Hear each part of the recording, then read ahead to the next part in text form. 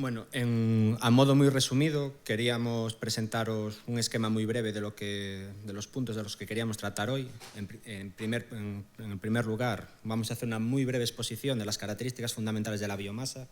Llevamos toda la mañana en diferentes sesiones hablando de diferentes conceptos, diferentes fuentes, diferentes aprovechamientos. El tema de los equipos policombustibles, que también tienen una serie de peculiaridades que debemos tener en cuenta para poder obtener de ellos lo que se espera y lo que a la hora de adquirirlo nos venden como tal. Y sobre todo, donde más hincapié queríamos hacer mención es en el tema de la selección de materiales debido a los problemas de corrosión, que todos sabéis que como contrapartida de las grandes ventajas que tiene la biomasa se pueden dar, y sobre todo a las soluciones a los problemas específicos de este tipo de instalaciones. El último punto que queríamos hablar sobre sistemas para evitar la emisión de partículas sólidas se ha tratado de una forma bastante extendida y bastante detallada en diferentes ponencias, con lo cual la pasaremos muy por encima. Bueno, como todos ya sabemos, una de las grandes ventajas que tiene la biomasa es que disponemos de ella en grandes cantidades, es regenerativa, pero por contra tiene una serie de peculiaridades que debemos todos tener muy en cuenta. La primera de ellas es que su composición es muy heterogénea y variable. Por ejemplo, si hablamos de pellets, en función de cuál sea su procedencia, tendrá un contenido de cloro más alto, un contenido de azufre más alto, que eso al final va a repercutir mucho en el comportamiento, en la formación de condensados ácidos, etc. Además, en función de cómo sea el tamaño, la granulometría del combustible que quemamos, su comportamiento en el quemador va a ser completamente diferente. Si hacemos una analogía, por ejemplo, con el biogás, con un combustible tipo gasóleo, que tiene una composición estable, su comportamiento a la hora de generar el proceso de combustión es constante y duradero en el tiempo. Sin embargo, el comportamiento de la biomasa va a depender mucho de cómo sea el tamaño de su granulometría, y así se va a comportar. Por ejemplo, siempre es mucho mejor el comportamiento de una granulometría fina, tipo pellets, que de una granulometría vasta, gorda, como pueden ser las hachas de leña. Después también debemos tener en cuenta que la biomasa se caracteriza por tener porcentajes de cenizas muy altos, una influencia muy alta del contenido de humedad a la hora de almacenarlo, etc. Después, como os comentaba, la importancia es en el tamaño del combustible, el alto contenido de cenizas y partículas sólidas, alto contenido de humedad y sobre todo los problemas de corrosión. Este es un factor que muchas veces no se tiene en cuenta a la hora de diseñar la instalación o a la hora de plantearla desde el punto de vista de diseño, porque aunque la norma te determina cuáles son los materiales que debemos utilizar, muchas veces sabemos que no son los que en la realidad se instalan. Y aún a veces, con determinadas biomasas, dependiendo de su procedencia, respetando la norma, se llegan a tener problemas, cuanto más si obviamos ese tipo de restricciones o indicaciones de la norma. Claro ejemplo, utilizar materiales de menor calidad o menor espesor que el indicado. A nivel de los equipos policombustibles, es muy habitual que a la hora de hacer a nivel de usuario el cambio de un combustible a otro, pongamos por ejemplo en el sur de España, que cambiemos del orujillo a la cáscara del avellano de otro fruto seco, el comportamiento es completamente diferente, con lo cual la aportación de oxígeno que necesitamos para realizar la combustión es completamente diferente. Eso implica que debemos tener presente que tenemos que hacer una reparametrización de los parámetros de combustión, que muchas veces lo obviamos y eso implica variaciones en el rendimiento esperado. Como os comentaba, en temas de corrosión, a nivel de chimeneas existe una norma que es la 123.01 del 2012, norma de cálculo, diseño e instalación de chimeneas modulares, en la cual se establece cuáles son las características mínimas que deben satisfacer los materiales empleados para la fabricación de las chimeneas destinadas a la evacuación de humos de productos de la combustión de biomasa, que es básicamente uso indispensable de acero inoxidable ISI 316 en espesor mínimo 0,4 milímetros o de conductos vitrificados por ambas caras, interior-exterior, con un espesor mínimo de 0,8 milímetros. Como comentábamos anteriormente, aún respetando las indicaciones establecidas en la norma, dependiendo de la procedencia de la biomasa, muchas veces nos tenemos encontrado con problemas de corrosión. En la foto que podéis ver en la presentación es un ejemplo es una macrografía de un poro producido de una corrosión de un 316L en espesor 0,4 con un pellets de una procedencia desconocida, para que veamos que aún muchas veces se siguen teniendo problemas aunque esté todo según las especificaciones de la norma. Después queríamos hacer especial hincapié también, que es una práctica bastante habitual en instalaciones, que cuando sacamos la chimenea de evacuación de humos por el exterior de la edificación, hacemos las instalaciones en simple pared. Eso, una, va en contra de la indicación de la norma y dos, corremos un grave peligro. ¿Por qué? Cuando nosotros sacamos los gases al exterior, estos se enfrían, con lo cual corremos el riesgo de que se formen condensados ácidos, con lo cual vamos a atacar de una forma mucho más agresiva el material de la chimenea, porque se van a formar ácidos clorhídricos, sulfúricos, etcétera, etcétera, etcétera. Y corremos también un grave riesgo de funcionamiento de la instalación, porque al enfriarse los gases vamos a perder tiro en la chimenea, con lo cual se nos puede dar el caso de que la estufa o la caldera, dependiendo del aparato que utilicemos, se nos apague con la consecuente llamada del cliente indicando qué es lo que pasa en esta instalación. Y además debemos tener en cuenta que siempre que alejemos los aparatos de la vertical, los tramos horizontales debemos darle inclinación, una inclinación mínima de 3 grados para evacuar los condensados que se produzcan y evitar la acumulación, que se formen depósitos que puedan llegar a hacer formación de corrosión por picadura.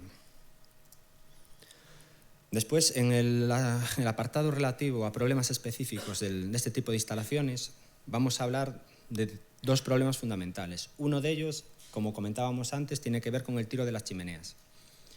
Dado que la granulometría de los combustibles es muy variopinta, eso puede suponer que se generen problemas de tiro. Para solucionarlo, nosotros recomendamos la instalación de estabilizadores de tiro en la parte superior a la conexión del aparato, lo que nos permite favorecer la entrada de aire en aquellos casos en los que por deficiencia de la combustión o derivado de diferentes causas, bien puede ser de una combustión incompleta, de una granulometría demasiado severa que impida que la combustión sea estable,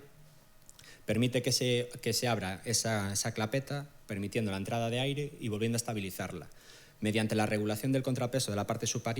superior se consigue ganar los pascales necesarios para establecer otra vez el tiro.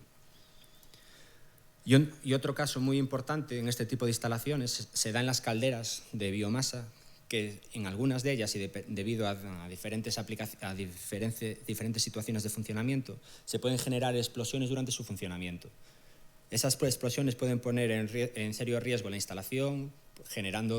pudiendo llegar a generar daños en los desvíos, codos, test, etc. Con lo cual, una forma que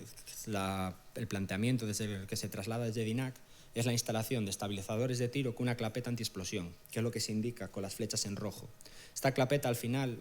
no deja de ser una superficie de alivio que está tarada mediante un muelle,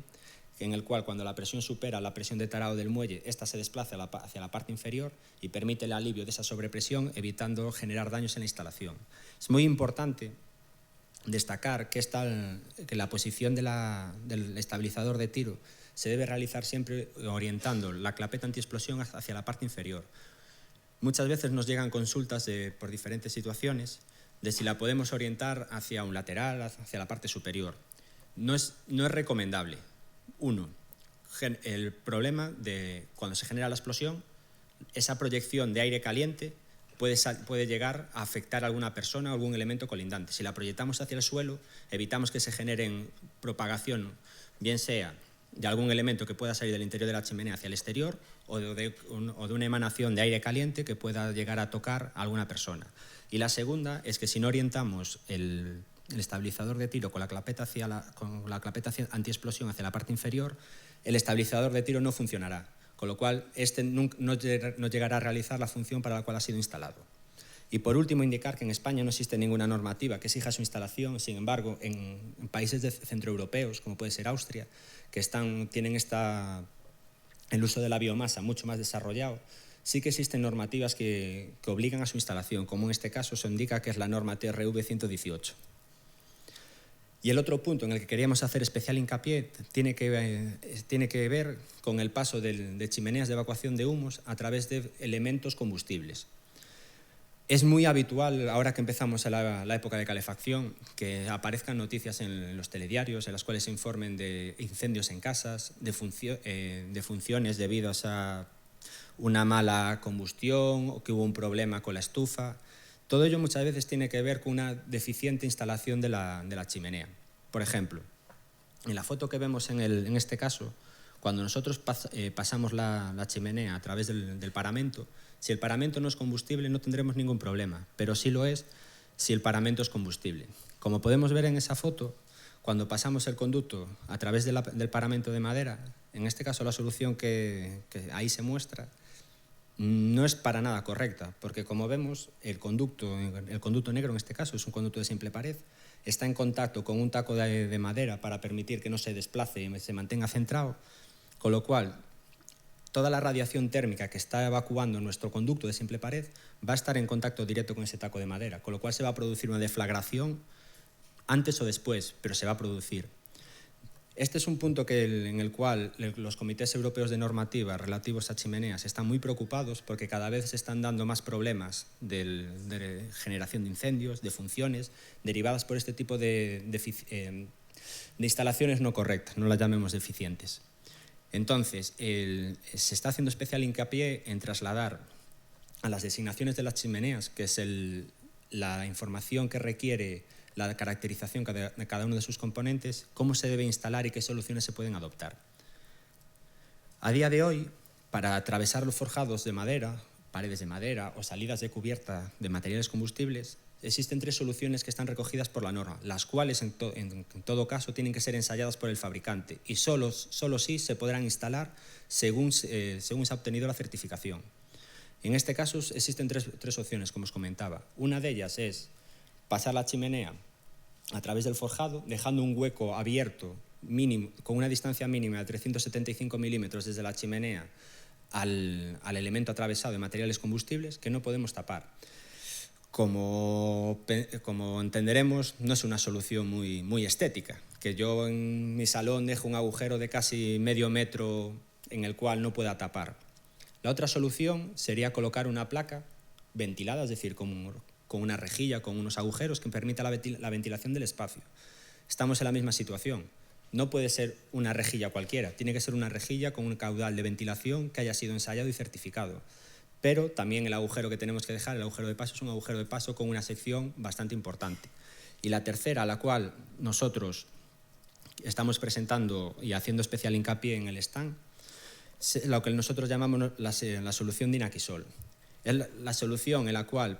podemos realizar el paso a través del forjado de madera, colocando entre medio un aislamiento especial que ha sido certificado y que nos permite instalar un embellecedor por la parte inferior y por la parte superior, con lo cual el elemento estará completamente cerrado. Y de esta forma evitamos, por un lado, que se produzca la deflagración tanto de los elementos embellecedores como del elemento portante de material combustible, y por otro lado evitamos la pérdida de calor, con lo cual aumentamos la eficiencia de la instalación. Este sistema se está poniendo muy de moda en el norte de Europa debido a la gran importancia de las casas BBC, casas estancas en las cuales no puede haber pérdidas de temperatura. Y aquí en España entendemos que es una solución muy idónea para solventar los problemas que nos estamos encontrando. Y por último, como os comentaba, hacíamos una breve reseña de sistemas de filtrado, en los cuales tenemos que tener especial hincapié a la hora de diseñar las instalaciones, pero que no nos vamos a parar mucho más porque ya han hablado de forma más que detallada de los diferentes sistemas de filtrado. Por lo cual,